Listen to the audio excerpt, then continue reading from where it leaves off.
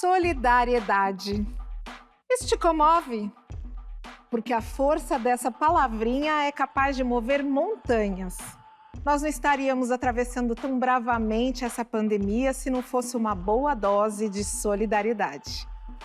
E o Estação Livre de hoje vai mostrar um lugar onde essa palavra ajuda a conseguir o alimento, a promover saúde, cultura e lazer. Bem-vindos ao bairro de Paraisópolis, a maior favela de São Paulo. Foi na 17 que eu trombei o terrorista. É muito fácil criminalizar o funk quando ele acontece dentro da periferia. Temos atletas também jogando no exterior hoje. Que a gente pode ser agente de mudança deste território. Entender que a periferia é forte, tem essa potência. Paraisópolis tem batalha de sangue, no Mike Freestyle bolado que eu chego agora com meus aliados. Onde o Estado não chega, a população se ajuda. E para falar sobre solidariedade, Paraisópolis e boas ações, a gente tem o prazer de receber aqui hoje a Elisandra Cerqueira, empreendedora social e fundadora da Mãos de Maria. E também recebo a Kelly Silva Batista, especialista em nanoempreendedorismo e gestora da Fundação Umbi. Olá meninas, olá Elisandra, olá Kelly. Agradecer vocês, é um prazer ter vocês aqui, muito obrigada. Eu sou uma amante de Paraisópolis, conheço a favela e eu percebo o quanto ela é solidária. A gente começou falando de solidariedade e a gente já sabia disso, mas acho que tem algumas pesquisas que revelaram, Kelly, agora durante a pandemia, o quanto esse ambiente mais carente é mais solidário do que ambientes em que a gente tem mais riquezas. Por que você acha que a favela, o pessoal da população mais carente, está mais disponível a ajudar o outro do que outras pessoas? Acho que é interessante a gente pensar que quem é da população carente, das periferias do país, a gente já estava numa crise, a gente já está em uma crise há muito tempo. Então, a solidariedade já é uma questão que é natural da gente. É natural você ajudar o próximo, é natural você ter redes de acolhida. Quando uma pessoa é vítima de violência ou quando uma pessoa está passando uma necessidade, a gente já se ajuda naturalmente. Então, a pandemia só veio escancarar essa vulnerabilidade que a gente já tinha e acabar ajudando mais as pessoas, se juntando. É interessante pensar que as pessoas têm pouco e dividem esse pouco que têm. E isso é muito bonito. Ninguém está ali para ficar cada vez mais rico ou para ter cada vez mais. A gente sempre foi acostumado a dividir o pouco que a gente tinha. Então, por isso que dentro da pandemia a gente respira tanto essa solidariedade que para o outro lado da sociedade agora é tão diferente, né? Depois de um ano de pandemia, a renda da população em geral caiu bastante. Falta dinheiro para comprar comida para quase 70% dos moradores da favela. E Paraisópolis está dando um bom exemplo de como administrar uma rede de apoio.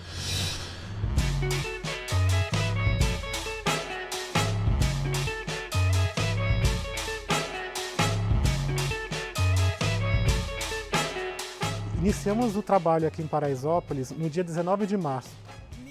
O primeiro dia foi muito desesperador, porque foi a constatação de que falta política pública para a periferia, de que o novo normal, de que a favela teria que conviver com falta de água, com desemprego, sem poder fazer home office, sem acesso a máscara e álcool gel. A gente percebeu que existe de fato dois Brasis. Um Brasil que poderia ter tudo durante esse processo de quarentena e um Brasil que ia passar dificuldade, que ia passar fome e, consequentemente, seriam mais atingidos por Covid e teríamos mais mortes. Por exemplo, nós percebemos que algumas regiões aqui em Paraisópolis, você tem populações mais carentes, mais vulneráveis, principalmente devido a álcool e outras drogas. E que se o Covid chegasse, elas estariam mais expostas. Então nós resolvemos dar comida boa e chamamos as Mãos de Maria, que é o projeto de mulheres que ensinam doces e salgados, comidas brasileiras, e elas começaram a produzir marmitas.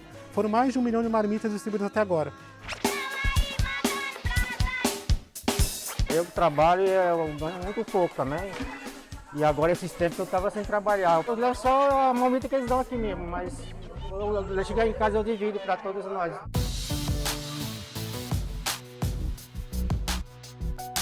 Não tem políticas públicas para que possam atender a nossa população em vários sentidos, né? Desde saúde, alimentação, acesso à água, isso tudo a gente está abandonado. O serviço do SAMU não vem em Paraisópolis. Então, se eu passar mal na Giovanni Gronchi no Morumbi, eu só tenho, se eu passar aqui em Paraisópolis, a chance de eu não ser atendido e morrer por falta de atendimento é muito grande. Então, quando a comunidade percebeu que tinha uma ambulância circulando e salvando as pessoas aqui, ela falou assim, não, realmente é um trabalho muito necessário. E a segunda coisa, tão importante quanto, foi conseguir isolar as pessoas. Nós transformamos escolas estaduais de Paraisópolis em espaços para abrigar pessoas testadas positivas, porque casas pequenas, famílias numerosas, não tem como fazer isolamento. Porque a diferença de favela é isso, as pessoas elas se ajudam, né? Mas nós conseguimos descobrir que o morador pode ser agente da sua própria transformação, que a gente pode ser agente de mudança neste território. E é assim que nós começamos essa trajetória, buscando a construção de uma nova Paraisópolis, buscando a construção de um novo olhar, de mostrar a favela como potência e buscar soluções para as suas carências e mostrar que, de fato, as transformações que vão acontecer aqui, elas vão acontecer pela mão dos próprios moradores, porque este é o sonho. Nosso lugar de fala.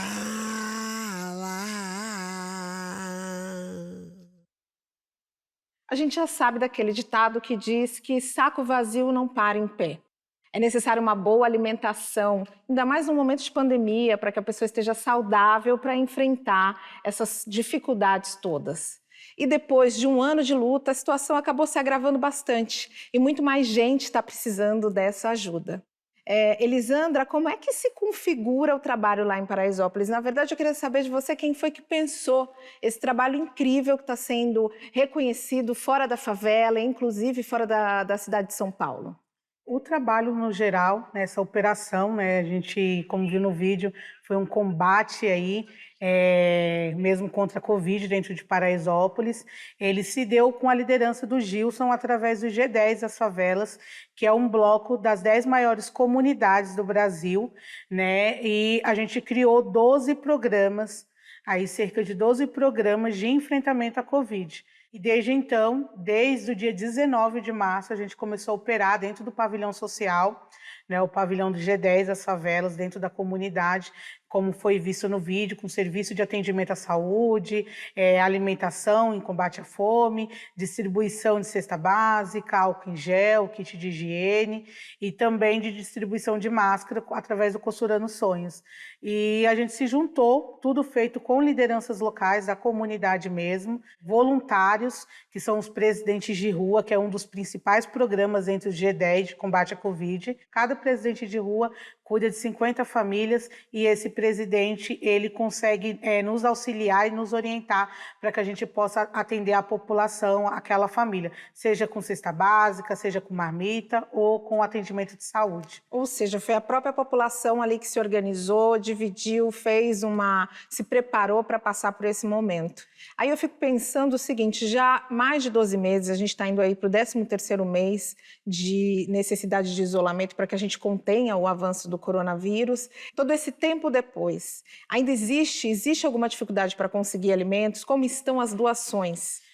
Hoje a gente está num cenário, acho que um pouco mais agravado, um ano depois que toda essa pandemia começou e chegou, está mais difícil hoje de fazer mobilização de recurso. E é muito tempo, né? Não existe, é uma coisa que a gente fala bastante, é uma realidade, não existe home office na favela. Então, hoje a maior parte da população da periferia está desempregada. E aí você vai fazendo os recortes, você vê que a maior parte dessa população que está desempregada dentro da comunidade são mulheres.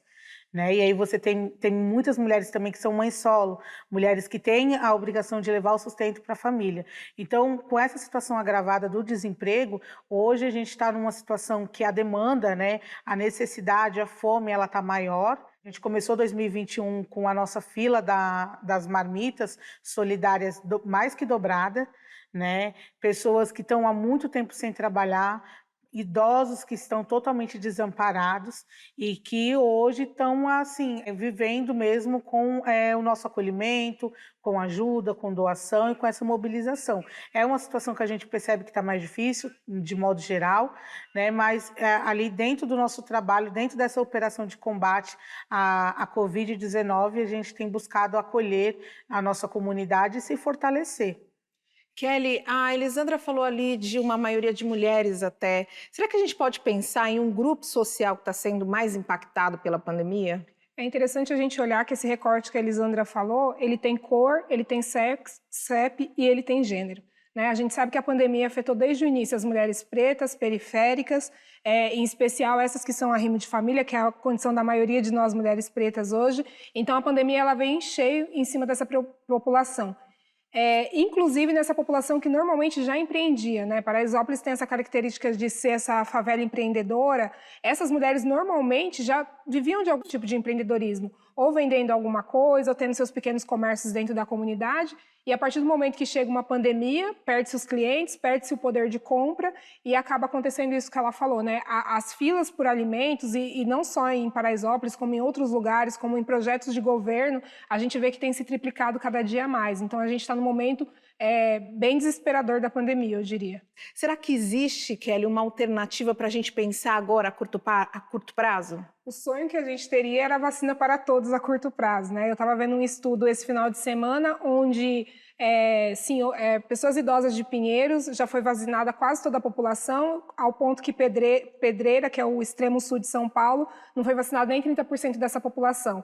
Então, se a gente olhar num gráfico, a gente vai continuar morrendo as pessoas pobres e periféricas, ao passo que as pessoas que estão na zona central ou numa zona com poder aquisitivo estão conseguindo ser vacinadas e conseguindo manter suas vidas. Nós falamos ao longo do bloco de várias dificuldades que estão sendo enfrentadas, mas eu não consigo parar de pensar na potência que é Paraisópolis e no quanto vocês, moradores, te incluo, porque você mora lá, é uma das mais de 120 mil habitantes, quanto vocês conseguiram se organizar e transformar esse projeto em algo positivo e que está sendo até mesmo espelho para outras comunidades na gestão da crise que nós vivemos nesse momento.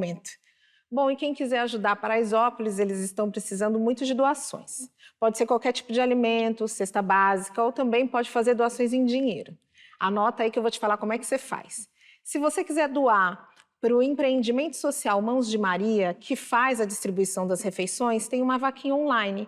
E o endereço é vaca.me/1551001. E esse vaca é com K. Agora, se a sua doação for direto para o G10 das favelas, você pode fazer um Pix. E aí é no CNPJ do G10, que é 12-722-787/1000-99. E você pode acessar essas informações através das nossas redes sociais. A gente vai voltar daqui a pouquinho com mais Paraisópolis para você.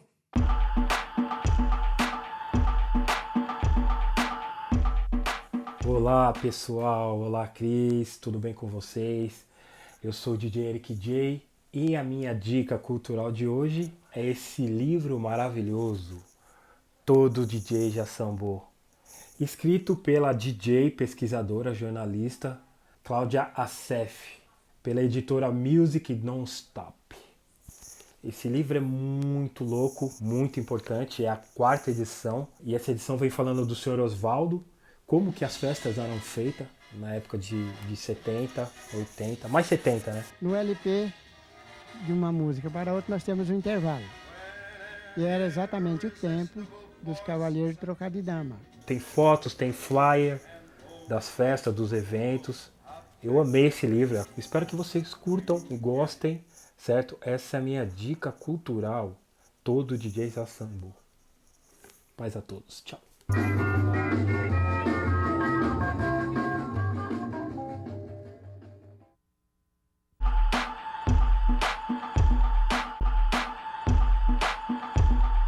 Muitas organizações sociais e muitos voluntários se organizam dentro de Paraisópolis para oferecer não só comida, mas também diversão e arte. Hoje eu estou aqui conversando com a Kelly Batista e com a Elisandra Cerqueira sobre Paraisópolis. Elisandra, tem muitas organizações lá em Paraisópolis. Quais se destacam? A gente tem várias organizações lá, uma delas é que eu acho que cumpre um papel super importante, principalmente na área da cultura, é a Orquestra Filarmônica de Paraisópolis, o Balé Paraisópolis, que acho que dá uma opção a mais, né, e dá acesso e trabalha com certeza a inclusão desses jovens na dança e na música, né, clássica. A gente também tem outras organizações que fazem também trabalhos fundamentais, como Costurando Sonhos Brasil, que trabalha com essa parte de costureira, gerando renda para as mulheres em situação de vulnerabilidade social. A gente tem o Emprega Comunidades, que faz a conexão de empresas e pessoas da comunidade na área profissional. E são vários outros projetos. A gente tem o Rugby para Todos na área do esporte, a gente tem o judô, a gente tem a esgrima. E você mesma desenvolve um trabalho atuando com as mulheres, não é? Sim, a Monge Maria Brasil é um negócio de impacto social. A gente tem um braço nosso que é capacitar mulheres em situação de vulnerabilidade social na área da gastronomia. Então a gente trabalha muito essa questão da culinária com as mulheres na comunidade como uma ferramenta para que elas possam empreender e alcançar autonomia econômica. Kelly, em algum momento dessa história, você e a Elisandra se encontraram. Sim, eu trabalhei 11 anos numa organização social chamada Consulado da Mulher, que aporta conhecimento e recurso para mulheres em situação de vulnerabilidade, em especial na área de alimentação, que é quando eu conheci a Elisandra e o Monge Maria. Isso deve ter uns 9, 10 anos atrás, e era muito inicial. Eram mulheres da comunidade que estavam ali aprendendo a fazer coisas para comercializar e servir a comunidade. E aí, naquele momento, daquele momento em diante, elas se tornaram um bistrô, que é super famoso, aí várias pessoas já saiu na Veja, em vários lugares, mas o mais importante disso tudo é que quando você aporta conhecimento, investimento e uma acolhida para essa mulher, ela consegue, de repente, romper um ciclo de violência ou inspirar outras mulheres a romperem esse ciclo de violência e sair disso, né? A gente entende que a mulher é o pilar da sociedade, então quando ela consegue sair disso, ela tira diversas outras mulheres. É sensacional esse trabalho. Agora eu já sei que no bistrô tem uma feijoada famosa e eu tô com muita vontade de experimentar. Mas eu sei que eu vou ter que experimentar. Estamos indo, se Deus quiser, ainda esse ano, com jeitinho para o Rio de Janeiro. Estamos chegando. Vai chegar no Rio de Janeiro? Complexo Alemão. Já experimentou a feijoada, Kelly? Já conheço a feijoada, já conheço o bistrô, só não conheço o pagode que tinha aos sábados, né? Agora na pandemia está parado.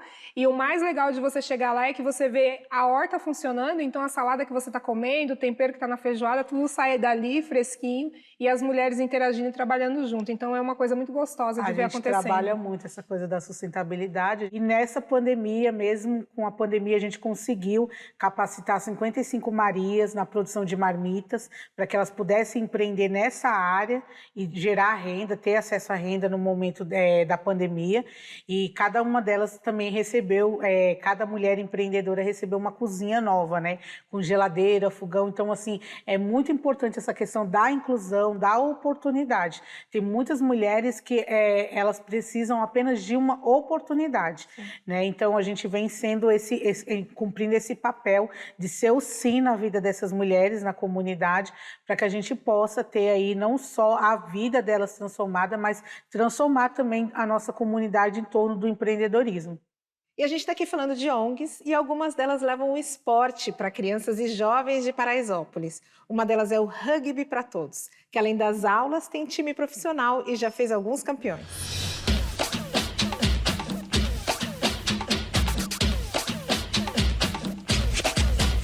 Eu sempre fui jogador de rugby e queria poder beneficiar pessoas que não tinham acesso ao esporte, pelo esporte ser praticado apenas pela elite. E junto a um amigo morador aqui do Morumbi, próximo da comunidade de Paraisópolis, a gente veio aqui oferecer e de lá para cá nos deparamos com inúmeras demandas que eram muito maiores e estruturamos um projeto que hoje é um projeto educacional com um sistema pedagógico multidisciplinar que trabalha muito próximo das famílias e com um vínculo muito grande com os nossos alunos. A minha relação é totalmente aqui dentro da comunidade, dentro do Paraisópolis, né? Que eu comecei a jogar rugby com 12 anos. O primeiro objetivo era popularizar mesmo, porque quem não pagava não tinha acesso. Então a gente tem essa questão racial, né, relacionada junto à questão econômica. Então, por exemplo, poucos negros jogavam rugby e a gente queria mudar isso. E a gente tem uma abrangência da pedagogia, também temos psicólogos que trabalham junto a nutricionistas, assistentes sociais, fisioterapeutas, com esse olhar holístico, promovendo a gestão da carreira e o gerenciamento da rotina junto às famílias de cada aluno.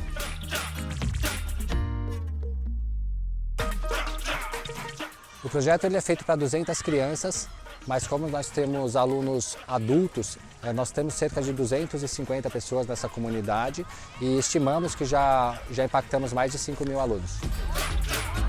Eu sou atleta pelo Instituto e graças ao rugby eu tive a disponibilidade de ter minha primeira fonte de renda. E hoje eu trabalho aqui como funcionária, né? Sou fisioterapeuta e também sou auxiliar na categoria infantil. O time dos Leões de Paraisópolis representa desde as categorias infantis nos festivais, sempre com muito destaque. E alguns desses atletas hoje estão na seleção brasileira, já tivemos mais de 20 atletas convocados para diversas seleções brasileiras. Temos atletas também jogando no exterior hoje, em Los Angeles, atletas que disputam a primeira divisão jogando por clubes do Brasil também.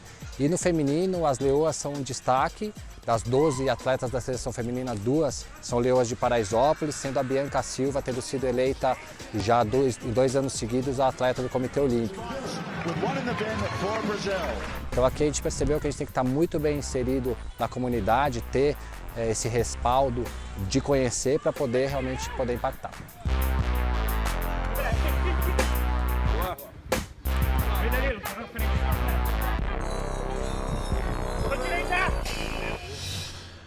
O que mais eu gosto nesse vídeo é ver tanta criança sorrindo enquanto está treinando rugby, que é um esporte que nasceu nas famílias ricas da Inglaterra e que está promovendo inclusão dentro de Paraisópolis. Cara, que vídeo lindo, né? É maravilhoso. Assim, como o rugby impacta. Eu sinto muito orgulho. O rugby, para todos, ele cumpre um papel muito importante na comunidade.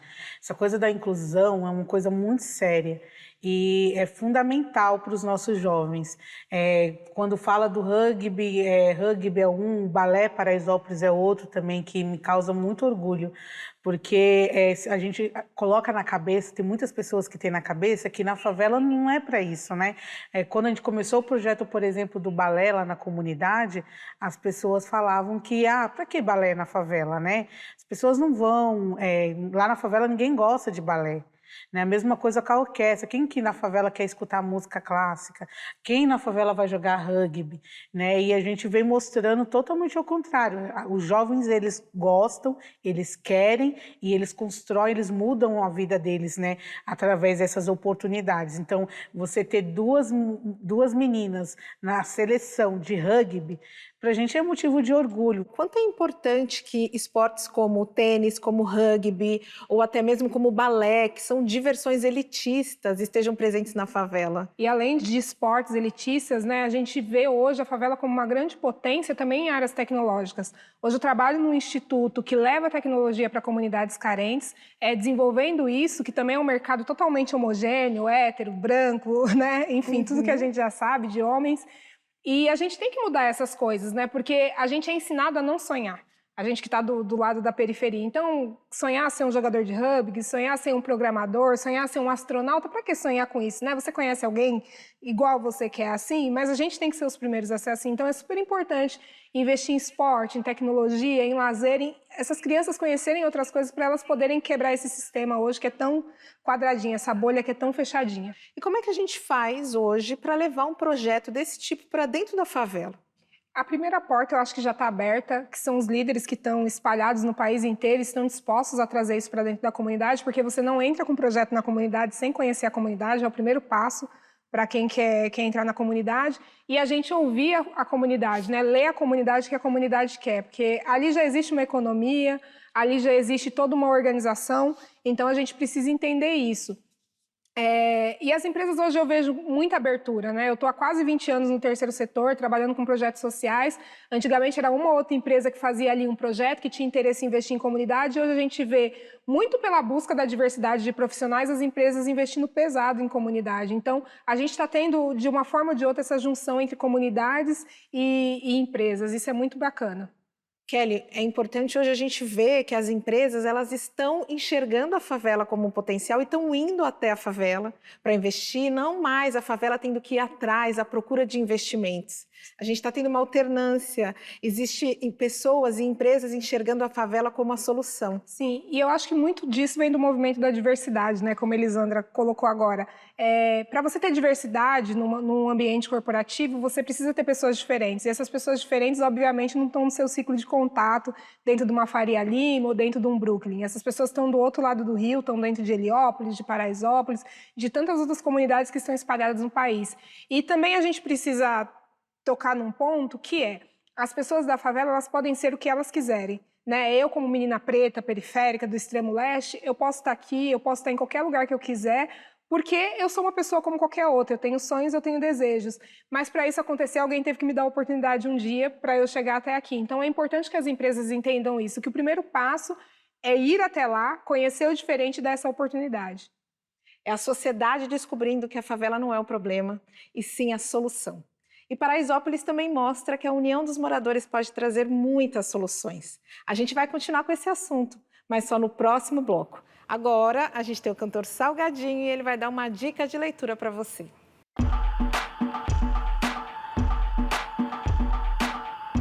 Sou Paulo Salgado, o Salgadinho, cantor, compositor, um sambista brasileiro aqui da cidade de São Paulo. E a minha dica cultural de hoje é um livro de um autor de origem paquistanesa, Asad Haider. Aqui no Brasil ele ganhou a tradução de Armadilha da Identidade, da editora Veneta. É um livro que é muito importante hoje para você entender a estruturação das instituições no mundo inteiro, né? Das instituições políticas, das instituições do mercado financeiro, das instituições todas da sociedade. Essa é a minha dica cultural de hoje. Armadilha da Identidade, de Asad Haider.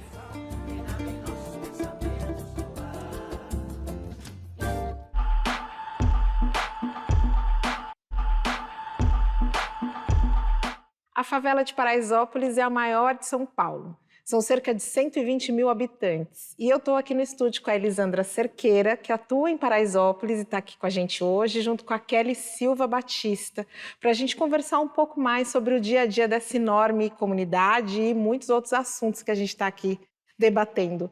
Elisandra, você que mora já há muitos anos em Paraisópolis, tem uma localização muito específica. É uma favela que está ali ao lado do Morumbi, que é um bairro nobre, e tem uma foto que é icônica de Paraisópolis, que é aquela onde tem um prédio que tem uma piscina por andar de um lado e do outro lado a favela.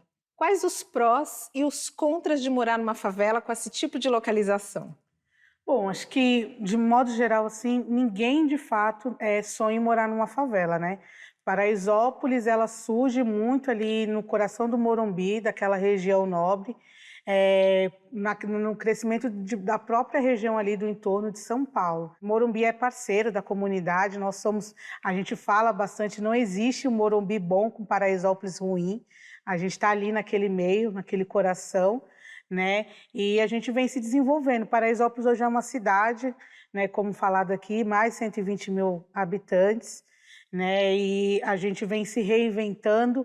Somos uma potência, eu acredito muito que as favelas, de modo geral, a gente tem essa potencialidade que é muito forte, né? Eu acho que essa questão da falta de oportunidade, de acesso a produtos e a serviços faz com que a comunidade busque sempre se inovar, e Paraisópolis vem construindo esse caminho e sendo exemplo não só para as outras comunidades, mas eu acho que para o mundo de forma geral, né? Que muitas vezes acabam não enxergando essa potência que as favelas têm.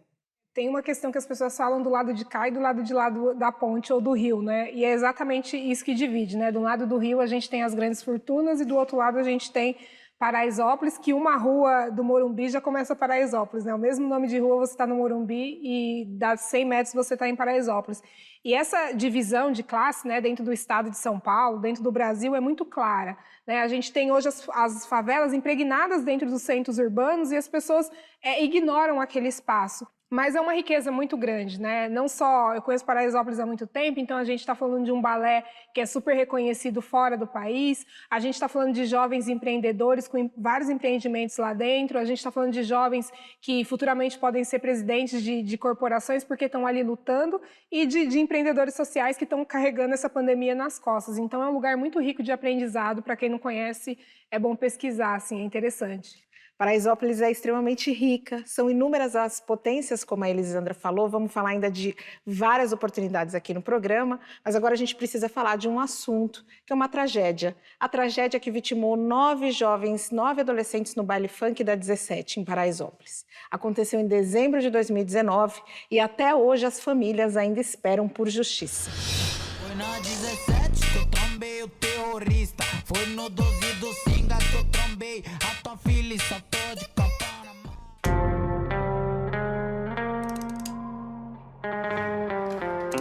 Era a madrugada de 1º de dezembro de 2019, quando a polícia chegou e determinou de forma brutal o fim trágico do evento. Dados recentes da Rede de Observatórios de Segurança demonstram que a população negra é o principal alvo da letalidade policial em 5 estados monitorados pela pesquisa. No baile funk da 17, que acontece há pelo menos 10 anos em Paraisópolis, 9 jovens com idades entre 14 e 23 anos morreram durante a ação policial. Gustavo Cruz Xavier, Gabriel Rogério de Moraes, Matheus dos Santos Costa, Bruno Gabriel dos Santos, Eduardo Silva, Luara Victória de Oliveira, Marcos Paulo de Oliveira dos Santos, Denis Henrique Quirino da Silva e Denis Guilherme dos Santos Franco, o irmão mais novo que Fernanda Santos ajudou a cuidar. O meu irmão de 16 anos saiu de casa para se divertir, ponto. Ele não voltou nunca mais. Então, esse é o meu questionamento. Quais são os nossos direitos? Entende? Ainda hoje, os familiares têm mais dúvidas do que respostas. O que a gente tem de informações é que o inquérito está em investigação, está em aberto ainda, e é isso que a gente sabe. Então, eu acho muito raso, muito descaso. Até agora, 31 policiais militares que entraram na favela naquela noite permanecem afastados, mas não foram indiciados. A Polícia Civil segue com a investigação. A gente precisa de respostas, precisa que esse inquérito seja dado andamento, seja dado seguimento, para que a gente consiga dar um mínimo de retorno para aqueles que perdemos, né? Um mínimo de retorno para as famílias que ainda sentem todo dia essa ausência. Renata viu de perto a tragédia no baile da 17. É muito fácil criminalizar o funk quando ele acontece dentro da periferia. Então, nesse ponto, ele é criminalizado, mas é da periferia que o funk vem. E é horrível ter que lutar pela memória daqueles 9 jovens que se foram. Pedir respeito pela memória deles. A gente precisa parar de culpar as vítimas e realmente culpar os culpados e puni-los. A culpa toda é do Estado, que não dá estrutura, mas gosta de dar o apontamento. Danilo Oliveira, tio de Luara Victória Oliveira, a única mulher entre as vítimas do massacre, concorda com Renata. Como eu explicar, mano, que o jovem eu tenho que ter acesso à cultura, à lazer, à educação, à saúde, mano, e à moradia. 5 coisas que são itens básicos que estão na Constituição. Até a pessoa entender o que é a Constituição, que ela tem que é nosso por direito, mano. A gente perdeu muito tempo, muitos jovens morreram. E a nossa luta hoje, pra não deixar no esquecimento, tá ligado? É pra que nenhum jovem morra daqui pra frente. Eu fico sempre muito emocionada quando eu vejo essas imagens e o rosto desses jovens. Eu tenho um filho adolescente e poderia ser meu filho ali. Eu imagino que a ferida das famílias ainda esteja aberta. Muito aberta. Muito aberta. Já se passou um ano desde que a gente fala massacre, né, do que aconteceu, essa operação que foi totalmente desastrosa e que tirou a vida desses jovens, né, que não voltaram para suas casas. E é muita dor, porque realmente, eu acho que o funk, de modo geral, ele é criminalizado por ser uma música que vem da favela, assim como o samba também foi criminalizado por ser uma música que vinha do morro. A gente tem uma dificuldade. Paraisópolis, ele não é diferente de São Paulo, né? O que acontece, os bailes de rua, é as mesmas coisas que acontecem nos bailes que acontecem em Gianópolis, nas portas de faculdade, né? O que diferencia, de fato, é o CEP. Né? A gente sabe que a discriminação ela é uma realidade do nosso país e ela mata milhares e milhares de brasileiros todos os dias. Esses bailes eles são frequentados por todos os tipos de classe. Paraisópolis, tem muita gente que não é de lá, de Paraisópolis. Paraisópolis, Muita gente, né? a gente recebe pessoas de todos os lugares, assim. É excursão, pessoas de todas as classes sociais. É um baile que é muito conhecido, muito frequentado, pessoas famosas, pessoas ricas, pessoas pobres, né? E para muitos jovens pobres é uma opção de lazer, de encontrar os amigos, de curtir. Ninguém ali com certeza vai para um baile achando que vai morrer.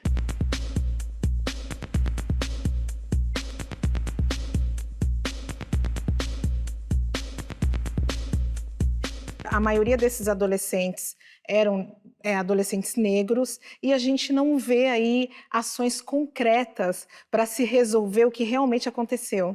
Como que você consegue evoluir com uma comunidade se você está matando jovens, né? Se a cada vez mais a gente está vendo jovens morrendo. Muitos jovens que estavam ali, quando vocês estavam falando, tinha jovens... Eu moro na outra ponta da cidade, tinham jovens que eram da onde eu moro, de, sei lá, 60, 80 quilômetros de Paraisópolis, e estavam ali naquele momento se divertindo e não voltaram para suas casas. O Estado ele tem que aprender a cumprir um papel a serviço da população. E se a gente fosse pensar de que maneira que a polícia poderia modificar essa ação, de que forma que a polícia poderia se tornar mais positiva nas ações dentro da favela, o que você pensaria, Kelly? Não só a polícia, mas o Estado em si, ele tem que dar políticas públicas. O Estado em si, os jovens estavam ali se divertindo numa rua porque eles não têm uma praça, eles não têm um espaço de cultura, eles não têm nada. É esquecido aquele lado. Então tem que ser uma junção das políticas públicas, de oferecer esporte, cultura, educação e várias outras coisas que pode tirar o jovem desse lugar. E é interessante que esses jovens que morreram, eles têm a idade dos mesmos jovens que estão na porta de uma faculdade, que a gente sabe, né, quem mora em São Paulo conhece os locais que tem festas, a mesma idade, fazendo a mesma coisa, só que essas pessoas que estão nessas faculdades no centro, né, na Zona Sul, nunca vão sofrer uma repressão. E se fossem 9 jovens da classe alta, a gente já teria uma resposta no dia seguinte de todos os poderes possíveis do Brasil. Para além da questão da violência, o baile ele tem uma potência, ele tem um potencial, e principalmente financeiro para a comunidade. A gente está falando aí de 5, 10 mil pessoas circulando dentro da comunidade, e eu acredito que ela tenha se reinventado com a chegada do baile. Tem um baile que chega a 50 mil pessoas. É um show, né? Economia, funk gera economia, né?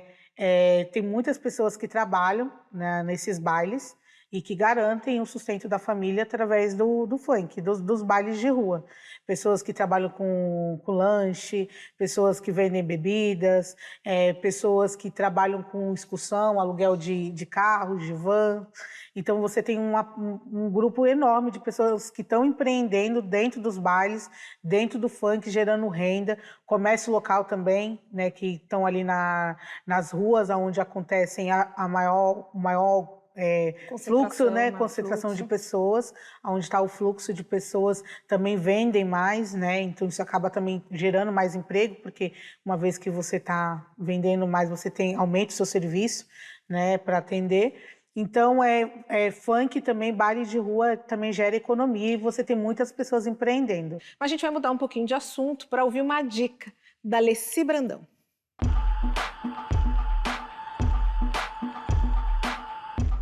Minha galera querida que acompanha o Estação Livre, eu sou Leci Brandão e minha dica cultural é o documentário Amarelo, é tudo pra ontem, do rapper Emicida. O documentário usou os bastidores do show do Teatro Municipal de São Paulo para resgatar a história da cultura e dos movimentos negros nos últimos 100 anos. Acho que todos os brasileiros, todas as brasileiras deveriam assistir, porque ele fala da verdadeira história do nosso povo e fala de uma questão muito atual, que é a luta antirracista. Amarelo é literatura, arte, sociologia, história. Tudo junto e misturado. Assistam. Ano passado eu morri, mas esse ano eu não morro. Ano passado eu morri, mas esse ano eu não morro.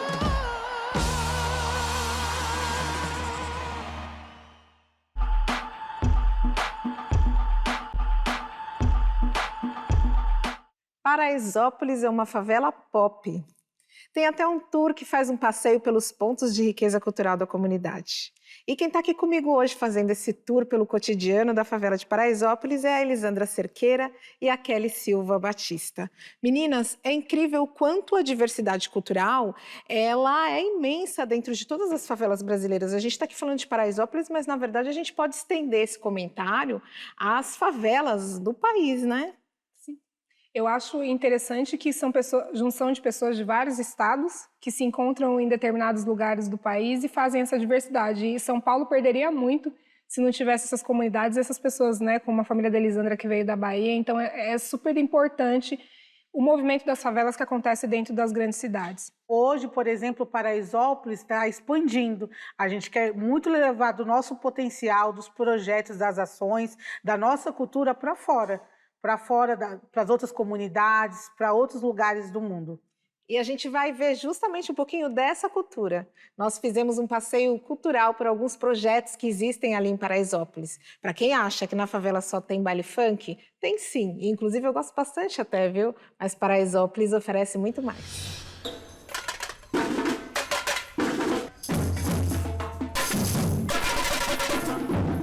A música tem um poder muito grande de transformação na vida das crianças e dos jovens. E essa transformação fez que minha vida fosse diferente. Eu queria passar para eles um pouco desse poder que a música tem, né? De transformar, de fazer fazer as pessoas serem pessoas melhores. No mês de 2018 a gente iniciou a Geração Portela. E para mim no começo foi meio que um choque e vieram muitas incertezas, né? Se as crianças iriam abraçar o samba, né? E querendo ou não, o samba não é o ritmo que os jovens de hoje escutam muito, né? É muito raro você parar um jovem na rua, o que você está escutando? A discussão do samba, isso é muito raro. Então eu fiquei com receio se eles iam se interessar pelo samba, se interessar pela parte histórica, que era a ideia do projeto, mas todos esses meus medos foram por água abaixo, porque eles se demonstraram muito interessados e estão aí, perpetuando essa semente muito bonita do samba.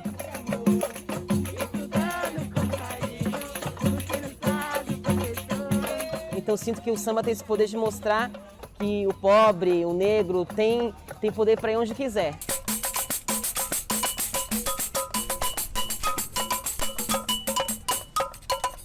A Batalha de Paraisópolis, ela já existe há 3 anos e começou por um post que eu fiz no Facebook procurando MCs, né? Porque eu ficava pensando assim, não existe um evento contínuo de rap aqui na comunidade, né?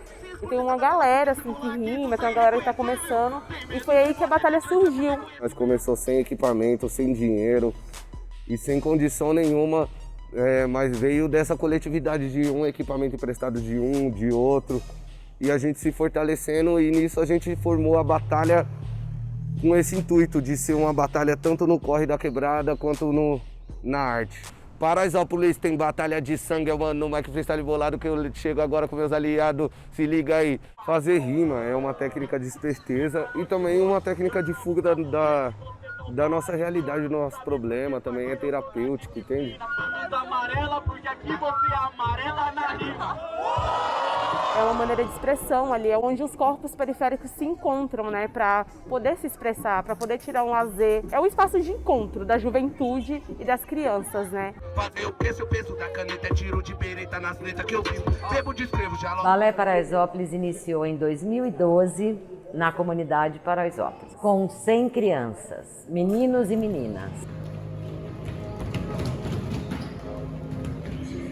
A comunidade reconhece, respeita e abraça Balé Paraisópolis. Eu vejo a dança como uma grande transformação, inclusive nas famílias. Eles estão muito organizados, eles estão melhorando os resultados na escola.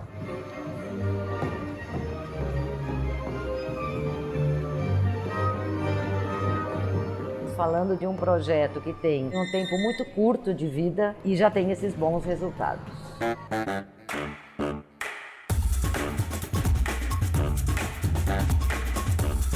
Já passaram aqui pelo projeto quase 800 alunos, tocando vários tipos de instrumentos. E hoje em dia nós focamos as atividades na área de iniciação musical. Eles têm acesso a boa música, tanto popular quanto erudita, aqui não há preconceito. Nós ensinamos de tudo, de Beethoven a Chiquinha Gonzaga, de Tom Jobim a Ravel.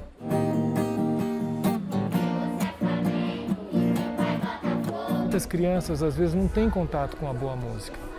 Elas não conhecem. Quando elas conhecem, elas são tocadas por essa música, elas se apaixonam. Tem crianças aqui que são apaixonadas por Bach, por Beethoven, por Mozart.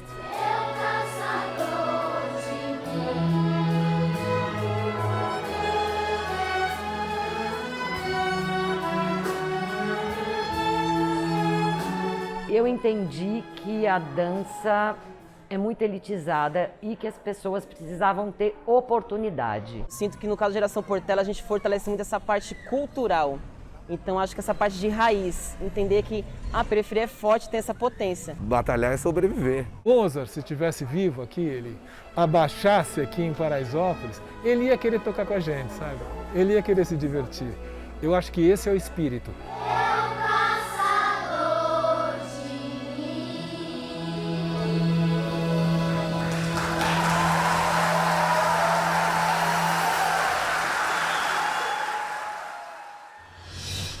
Gente, como é bonito ver essas manifestações culturais sendo incentivadas e aí vão criando um espaço onde as crianças e os jovens podem aprender muito mais a se identificar. Eu vi ali uma frase que você disse aqui mais de uma vez no programa. O preto e o pobre pode descobrir que ele pode ser o que ele quiser.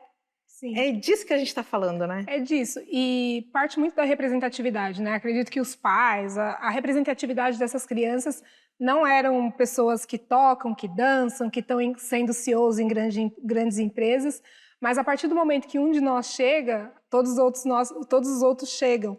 E é importante que essas crianças tenham esses investimentos tanto na cultura, quanto no esporte, quanto na empregabilidade, como a Elisandra trouxe aqui, porque elas vão romper um ciclo, né? Aquele ciclo de que é projetado para quem está na favela servir só para serviços, né? É o estereótipo que a gente carrega de ser doméstica, de ser babá, dos homens ser auxiliares de serviços gerais. Não é isso que a gente quer uma geração diferente para os nossos filhos. A representatividade é muito importante. Quando o David, que é um aluno do balé, ele está se apresentando e a comunidade assiste, outros Davids vão olhar ali e vai falar, olha, ele conseguiu, eu também posso. E aí também tem os símbolos de resistência, que nem a batalha de rima. Eu fico muito emocionada quando eu vejo, porque são pessoas que fazem parte do meu dia a dia, são amigos, e eu fico muito feliz por fazer parte também da trajetória, né, de todos os projetos. Eu vejo a Glória ali da batalha de rimas falando, é algo que é super importante.